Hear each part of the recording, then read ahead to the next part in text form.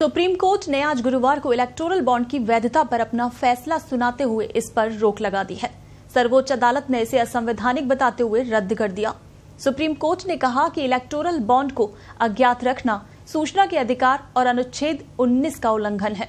Supreme court के मुख्य न्यायाधीश डीवाई चंद्रचूड़ ने कहा कि राजनीतिक पार्टियों को आर्थिक मदद से उसके बदले में कुछ और प्रबंध करने की व्यवस्था को बढ़ावा मिल सकता है।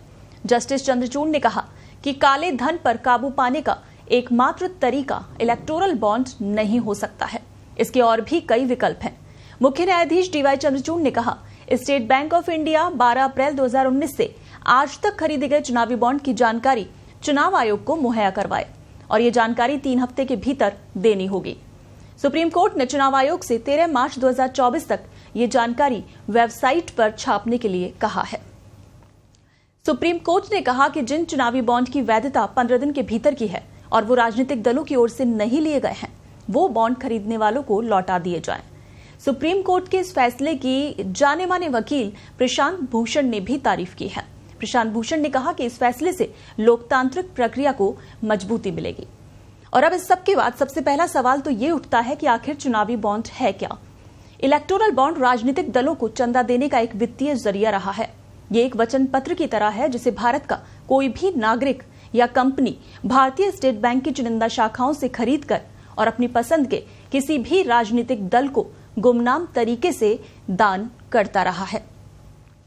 अब अगर बात करें कि इससे अभी तक राजनीतिक पार्टियों को कितना फायदा हुआ है, तो आपको बता दें, चुनावी निगरानी संस्था एसोसिएशन ऑफ डेमोक्रेटिक रिफॉर्म्स यानी एडीआर की रिपोर्ट के मुताबिक 2016-17 और 2021-22 के बीच 5 वर्षों में कुल 7 राष्ट्रीय दल और 24 क्षेत्रीय दलों को चुनावी बॉन्ड से कुल 9,188 करोड़ रुपए मिले।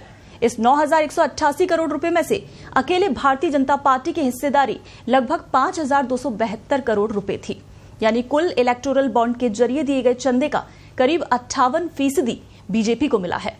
इसी अवधि में कांग्रेस को इलेक्टोरल बॉन्ड से करीब 952 करोड़ रुपए मिले, जबकि तृणमूल कांग्रेस को 767 करोड़ रुपए। एडीआर की रिपोर्ट के मुताबिक वित्त वर्ष 2017-18 और वित्त वर्ष 2021-22 के बीच राष्ट्रीय पार्टियों को इलेक्टोरल बॉन्ड के जरिए मिलने वाले चंदे में 743% की बढ़ोतरी हुई। वहीं दूसरी तरफ इसी अवधि में राष्ट्रीय पार्टियों को मिलने वाला कॉर्पोरेट चंदा केवल 48% बढ़ा। एडीआर ने अपने विश्लेषण में पाया कि इन 5 सालों में से वर्ष 2019-20 में सबसे ज्यादा 3,439 करोड़ रुपए का चंदा इलेक्टोरल बॉन्ड के जरिए आया। इसी तरह से वर्ष 2021 और 22 में, जिसमें कि विधानसभा चुनाव हुए थे 11, उसमें राजनीतिक पार्टियों को इलेक्टोरल बॉन्ड के जरिए करीब 2,664 करोड़ रुपए का चंदा मिला। तो भारत में इलेक्टोरल बॉन्ड इसलिए लाए गए थे ताकि सियासी चंदे में काले धन के लेन देन का खात्मा करके राजनीतिक दलों के रकम जुटाने की प्रक्रिया को पारदर्शी बनाया जा सके। हालांकि आलोचकों का कहना है कि इलेक्टोरल बॉन्ड का असर इसके उलट हुआ है। बॉन्ड के जरिए चंदे पर रहस्य का पर्दा पड़ा हुआ है।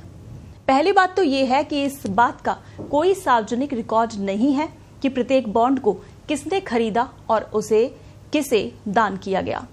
एडीआर का कहना है कि इस वजह से इलेक्टोरल बॉन्ड असंवैधानिक और अवैध हो जाते हैं, क्योंकि देश के करदाताओं को दान के स्रोत की जानकारी ही नहीं होती है।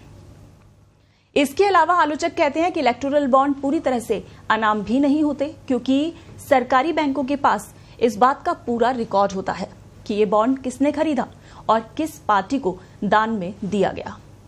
ऐसे में सत्ताधारी पार्टी बड़ी आसानी से जानकारी जुटा सकती है और फिर इसका इस्तेमाल दान देने वालों को प्रभावित कर सकता है।